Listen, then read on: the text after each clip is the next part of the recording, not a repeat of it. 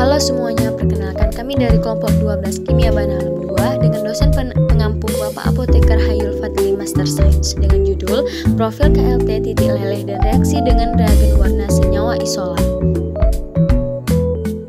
Sebelumnya, perkenalkan nama anggota kelompok kami yang pertama Nadila Putri Ansani, Naomi Juli Siagari, Muhammad Asroni.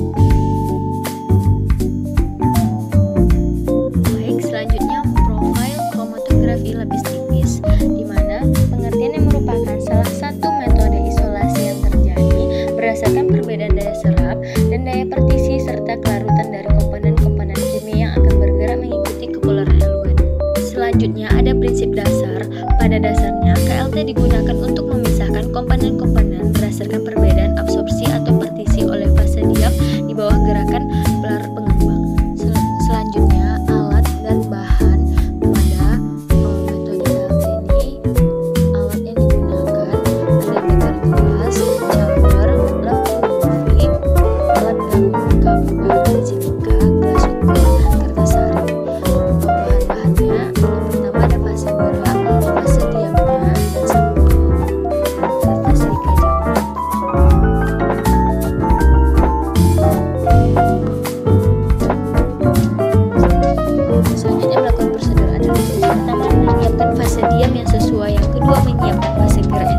Dan yang sebelumnya dijenuhkan di dalam chamber. Setelah itu dilakukan penotolan pada fase diam. Setelah itu dilakukan pengembangan sampel dalam bejana kromatografi yang sebelumnya telah dijenuhkan dengan fase geraknya. Selanjutnya dideteksi bercak pada plat KLT menggunakan lampu UV. Selanjutnya untuk melihat bercak noda itu dilakukan perhitungan untuk mencari nilai RF-nya. Selanjutnya ini beberapa sampel yang digunakan pada KLT. Pertama silika gel modifikasi alumina, selulosa, penukar ion gel spandex dan beta siklodextrin. Selanjutnya interpretasi hasil KLT. Yang pertama dapat menyemprot lempeng KLT dengan reagen kromatogenik. Kedua mengamati lempeng di bawah lampu ultraviolet. Yang ketiga menyemprot lempeng dengan asam sulfat. Yang keempat dapat memaparkan lempeng dengan uap iodium. Yang kelima dapat melakukan scanning pada permukaan lempeng dengan densitometer. Selanjutnya ini merupakan contoh aplikasi KLT dalam analisis senyawa isolat.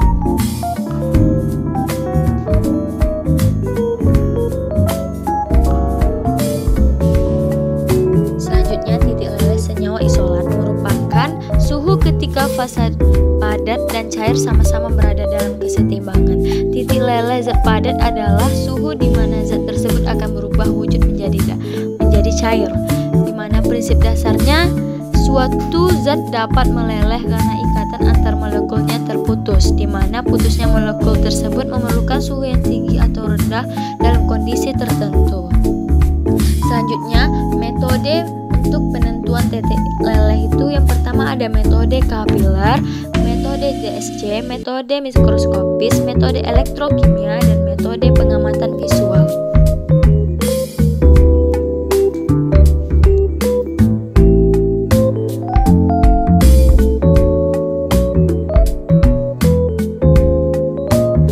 Selanjutnya, faktor-faktor yang dapat mempengaruhi titik leleh ada yang pertama, struktur molekul dan gaya antar molekul, berat dan ukuran molekul, motor dan kemurnian zat.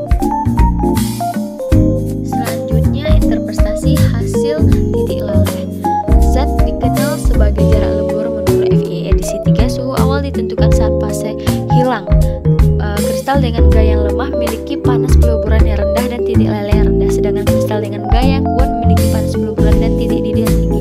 Pada 0 derajat panas peluburan air adalah 80 gram atau 1436 kal/mol. Selanjutnya ini merupakan aplikasi senyawa titik leleh dalam karakteristik senyawa isolat. Selanjutnya reaksi dengan reagen warna. Reaksi warna adalah proses kimia yang menguji senyawa dengan menggunakan reaksi dan melihat perubahan atau warna yang terbentuk. Prinsip dasar itu ada dua, prinsip kerja analisis kolometri dan prinsip analisis histokimia, di mana analisis kolometri adalah perbandingan besar warna antara larutan sampel dan larutan standar dengan menggunakan sumber cahaya polikromatis dan detektor mata, sedangkan yang histokimia dengan menggunakan reaksi tertentu agar zat metabolit sekunder dalam sel lentissifer memberikan warna tertentu. Jenis-jenis reagen warna umum digunakan: reagen Dragendorf, reagen Lieberman-Bouchard, reagen Jeffrey, reagen neutral red, reagen Mayer, dan reagen Wagner. Selanjutnya proses reaksi dan pembentukan warna pada senyawa isolat. Yang pertama, lakukan ekstraksi sampel. Setelah dilakukan ekstraksi sampel, pemisahan ekstrak, kemudian identifikasi dari pemisahan ekstrak tersebut, kemudian diberikan reaksi dengan reagen warna. Selanjutnya pemantauan warna yang telah diberikan reagen warna. Selanjutnya interpretasi hasil reaksi dengan reagen warna. Pertama, perubahan warna yang dramatik. Kedua, pertimbangan jenis reagen dan senyawa target. Yang ketiga, pembanding dengan belangko. Yang keempat, pemantauan intensitas warna. Yang kelima, validasi dengan metode analisis lainnya. Yang keenam, ketahui batas deteksi dan contoh aplikasi reaksi dengan reagen warna dalam identifikasi senyawa isolat. Uji fitokimia ini merupakan salah satu uji kualitatif yang berguna untuk mengidentifikasi kandungan senyawa-senyawa aktif yang terdapat dalam sampel. Golongan senyawa metabolit sekunder itu alkaloid, flavonoid, tannin, saponin, dan triterpenoid. Menggabungkan hasil KLT titik lele dan reaksi dengan reagen warna untuk memisahkan senyawa metabolit sekunder, dimaserasi dengan fluoroetanol 95% digunakan. Setelah itu uji fitokimia dilakukan dengan uji reagen. Selanjutnya ekstrak alkaloid kasar diperoleh dipisahkan dengan KLT analitik untuk menghasilkan ekstrak. Selanjutnya pentingnya penggunaan teknik analisis secara bersamaan. Analisis fitokimia adalah uji pendahuluan yang menguji senyawa kimia tertentu seperti alkaloid, fenol, steroid, saponin, dan terpenoid tanpa menggunakan pelapisan biologis. Uji ini sangat membantu karena memberikan informasi tentang jenis senyawa kimia pada tumbuhan. Studi kasus penggunaan teknik analisis gabungan dalam penelitian kimia kami dengan memakai judul isolasi dan identifikasi senyawa metabolit sekunder ekstrak N-heksana kulit batang kayu Jawa atau Lane coromandelica. Sekian dari kelompok kami, itu saja yang dapat kami sampaikan. Terima kasih.